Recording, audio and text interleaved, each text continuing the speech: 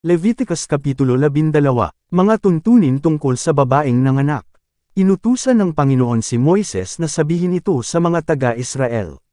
Kung ang isang babae ay nanganak ng lalaki, siya ay ituturing na marumi sa loob ng 7 araw, tulad ng panahong siya ay may buwan ng dalaw. Sa ika-8 araw, tutuliin ang kanyang anak.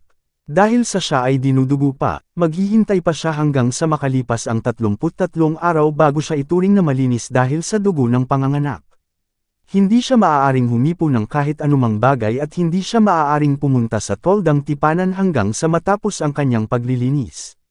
Kung babae ang anak niya, ituturing siyang marumi sa loob ng 14 na araw, tulad ng panahong siya ay may buwan ng dalaw. Maghihintay pa siya ng 66 na araw bago siya ituring na malinis mula sa dugo ng panganganak.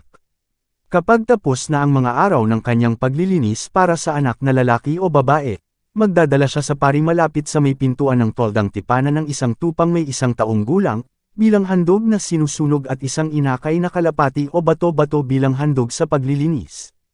Ihahandog ito ng pari sa Panginoon para maalis ang kanyang karumihan dahil sa kanyang pagdurugo sa panganganak at magiging malinis siya.